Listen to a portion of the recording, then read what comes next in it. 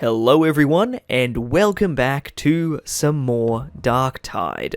Today, I wanted to show you all how you can make your Psyker almost invincible, to basically a point where you can tank a demon host.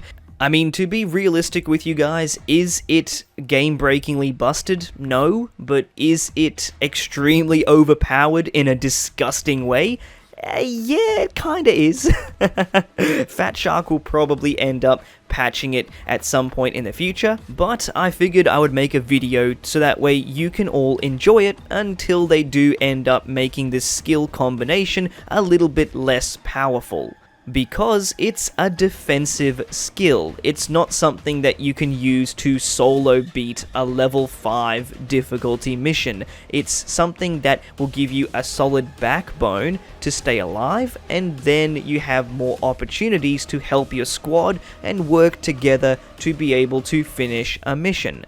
That is where the advantage of it is. So let's go through how to set this up, and keep in mind that you do need to be at least level 20 to get access to the right feats.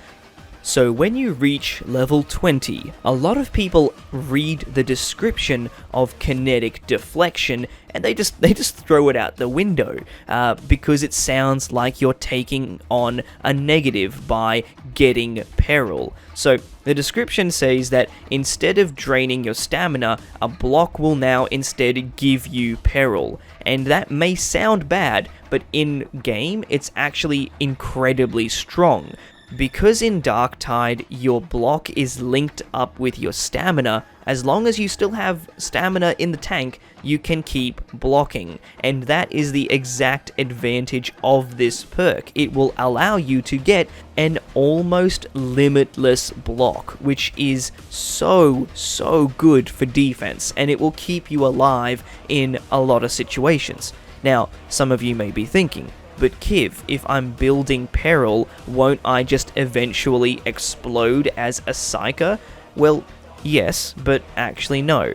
Because as long as you have a non-force based melee weapon, you'll actually notice that your peril is going to go down really goddamn fast. So that allows you to then just keep that in check while maintaining your almost limitless block. So essentially, you get a really nice defensive bonus without having to sacrifice all that much, really. It allows you to tank hits from Crushers, Scab Maulers. I'd say probably some of the only enemies that can really beat you are the Disablers, like your Poxhound or your Trappers, and the Plague Ogryn, and other big bad guys that can do damage through toughness.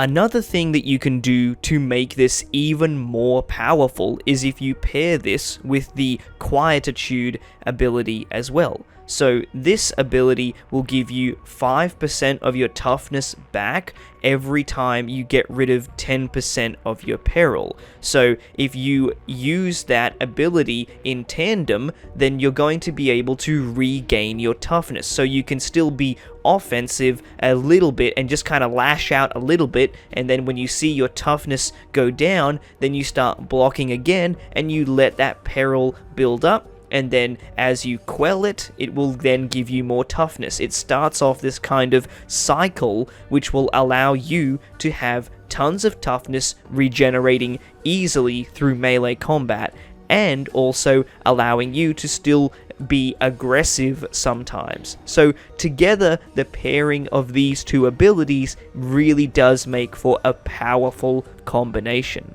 Another thing that I wanted to make abundantly clear is that you won't be invincible to ranged attacks. So Scab Maulers, Gunners, everything that is going to shoot you, you will still be vulnerable to those attacks. So you can't just block your way to the finish line if you intend to do that for your missions. It won't work, and you will get absolutely slaughtered by a firing squad.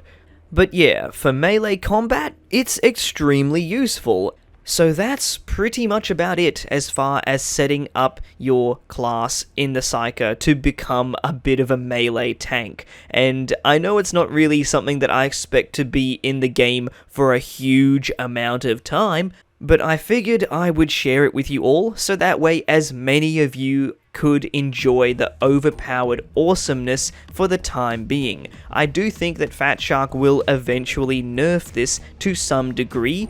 It would be absolutely ludicrous to get rid of it from the game, but I think that it will become significantly nerfed in the future, because right now the advantage of this is, I'd say, a fair bit stronger than what they would have intended originally for the game. But that's just my opinion. Let me know what you all think about this in the comment section down below, and if you did enjoy the video, then you know what to do.